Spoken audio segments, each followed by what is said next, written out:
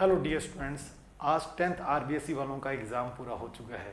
वो एक कहते हैं ना, बड़े अरसे बाद आज वो रिलीफ में आए हैं कि पूरे एक साल से वो एक बोर्ड का प्रेशर सहन कर रहे थे।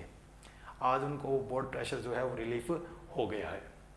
उन स्टूडेंट्स से मेरी एक रिक्वेस्ट है कि आपने जो करियर का चयन है वो आप ऐसे नहीं कि आपने डिसाइड कर रखा है, क्योंकि 10th 11th बहुत अलग चीज़ है। 10th से 11th में जब आप जाओगे, जब आप सब्जेक्ट को पढ़ोगे तो आपको बिल्कुल कुछ तो सब्जेक्ट बिल्कुल नए मिलेंगे।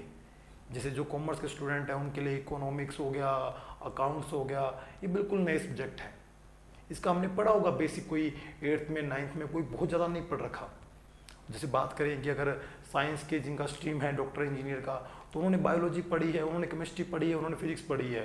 लेकिन जिस लेवल की आपको 11th में पढ़ाई जाएगी या जिस लेवल की आपको रिक्वायरमेंट है उस लेवल की आपने 9th 10th में नहीं पढ़ रखी। तो आपने सब्जेक्ट का चेंज जो है बहुत बढ़िया तरीके से करें। अगर आपको किसी भी सब्जेक्ट में दिक्कत आ रही है या सब्जेक्ट चेंज करने में दिक्कत आ रही है तो आप किसी की भी एडवाइस ले सकते हैं जो इस फील्ड के हैं।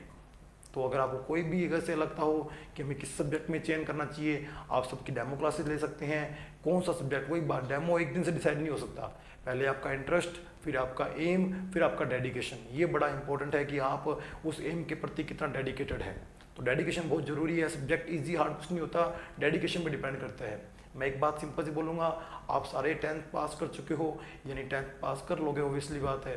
तो आप सब 11th में जाने वाले हो। जो 11th का जो बुक का सिस्टम है वो 11th के बच्चे का माइंड में एक लेवल सोच के ही 11th की बुक डिसाइड की हुई है। तो ऐसा कुछ नहीं है कि आप साइंस नहीं कर सकते, आप कॉमर्स नहीं कर सकते या आप आर्ट्स की बुक को नहीं कर सकते। जो भी बुक्स है वो 11th क्लास के बच्चे के बेसिक लेवल के हिसाब से ही क्रिएट की जाती है।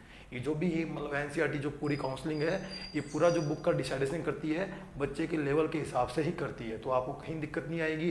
बस आपको दो चीज़ें चाहिए, एक डेडिकेशन और एक आपको नॉर्मल सी बात है फोकस। अगर आपका फोकस होगा सब्जेक्ट के प्रति, आपके एम के प्रति, तो आप पक्का डेडिकेट होके उस सब्जेक्ट के अंदर आप अच्छे से महारत हासिल कर लेंगे।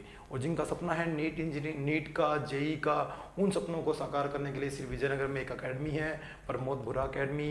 ये आपका पूरा साथ देगी। और हमारे जो मतलब फाउंडेशन की जो कोर्सेज हैं वो इस बार हमने पूरे विजयनगर में, और भी किसी ने की होगी शायद, मुझे नहीं पता, पर हमने प्रॉपर फाउंडेशन चलाया है। हमने प्रॉपर शीट को फॉलो किया है, हमने पूरे मॉड्यूल को फॉलो किया है।